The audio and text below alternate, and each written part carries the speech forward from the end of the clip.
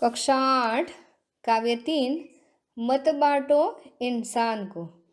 हम इनके अभ्यास और स्वाध्याय के प्रश्नों की चर्चा करेंगे। प्रश्न 1, प्रश्नों के उत्तर दीजिए। 1, इंसान को बांटने का क्या अर्थ है? इंसान को बांटने का अर्थ है कि सभी मनुष्य को समान दृष्टि से ना देखना। ऊंच नीच, जाति पाति, गोरा काला आदि भेद बनाकर हमने लोगों को अलग कर दिया है। सभी मनुष्य के रक्त में एक ही रंग का खून बहता है। इंसान के बाहरी स्वरूप को देखकर लोगों ने इंसान का बंटवारा किया है। लोगों ने भगवान को किस प्रकार बांट लिया है? लोगों ने भगवान को मंदिर में, मस्जिद में, गिरजाघर में, अलग अलग धर्मों में बांट लिया है। प्रश्न 3, चट्टानों की प्यास कैसे बुझाई जा सकती है? चट्टान का अर्थ है वह लोग जो जुल्म सहते सहते पत्थर जैसे कठोर हो गए हैं। उन लोगों के साथ समानता का व्यवहार करना है। इस प्रकार शीतल जल देकर चट्टानों की प्यास बुझाई जा सकती है। प्रश्न 2, इस काव्य को आरोह अवरोह के साथ गाइए तथा समूह गान कीजिए। आप अपनी कक्षा में सब मिलकर इस कविता का गान कीजिए। धरती बाटी, सागर बाटा, मत बाटो इंसान को। धरती बाटी, सागर बाटा, मत बाटो इंसान को। इस तरह आप सब मिलकर समूह गान कीजिए। प्रश्न 3, निम्नलिखित काव्य पंक्ति का भावार्थ बताइए। अभी राह तो शुरू हुई है, मंजिल बैठी दूर है। उजियाला महलों में बंदी, हर दीपक मजबूर है। इसका भावार्थ है कि दुनिया में समानता की भावना फैलने की अभी तो शुरुआत हुई है। समानता का भाव अभी पूरी तरह फैलने में देर है, इसलिए बहुत प्रयत्न करने पड़ेंगे। गरीबों के घर में अब भी दीपक ही जल रहे हैं, इसलिए कवि कहते हैं कि अभी राह तो शुरू हुई है।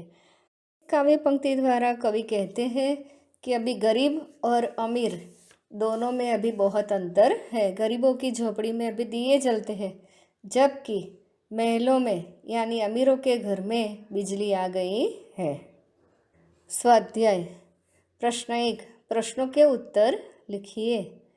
1, कविता के अनुसार अब तक किन चीज़ों का बंटवारा हो चुका है?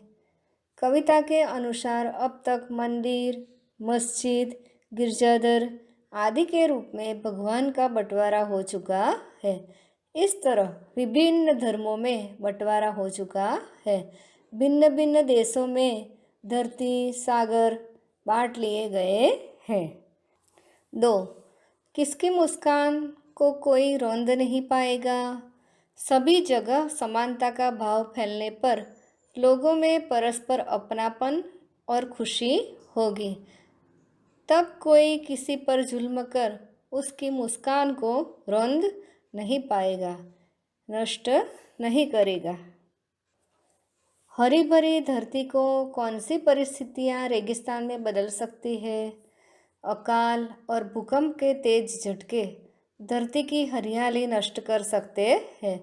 प्रकृति के यह रुद्र रूप हरी भरी धरती को रेगिस्तान में बदल सकते हैं। प्रश्न 4, उजाले को बंदी बनाने का क्या अर्थ है? उजाले को बंदी बनाने का अर्थ है उसे अपने अधिकार में कर लेना। बिजली की रोशनी अभी धनवानों के घरों में ही दिखाई देती है, गरीबों की झोपड़ियों में नहीं। प्रश्न 5, यह कविता हमें क्या संदेश देती है? यह कविता विश्व के लोगों को सभी तरह के भेदभाव भुलाकर मिलजुल कर रहने की सीख देती है। इस प्रकार हमें विश्व बंधुत्व का संदेश देती है। प्रश्न 2, निम्नलिखित शब्दों को शब्दकोश के क्रम में लिखिए। प्यासी, आंगन, सागर, इंसान, वित्तान, ऊपर, रेगिस्तान, मंजिल, घाटी, गिरजाधर, मुस्कान, चट्टान, उदास, बंदी। अब पहला शब्द कौन सा आएगा? तो पहला शब्द आएगा जो स्वर से बना हो, अ, आ, ई, उ। जैसे स्वर वाले जो शब्द है उसे हम पहले लेंगे। तो पहले आएगा आंगन, इसके बाद इंसान, उदास, ऊपर। अब गिरजाधर, घाटी, चट्टान, प्यासी, बंदी, मंजिल, मुस्कान, वित्तान, सागर। प्रश्न 3, आज के इस आधुनिक परिवेश में संयुक्त परिवारों की जगह एकल परिवारों ने ले ली है। एकल परिवार के पक्ष विपक्ष पर कक्षा में चर्चा कीजिए। अब शिक्षक और छात्र मिलकर उसके बारे में चर्चा करेंगे। शिक्षक, आज के संयुक्त परिवारों की जगह एकल परिवारों की हवा ज़्यादा चल रही है। बच्चों, तुम इसके बारे में क्या सोचते हो?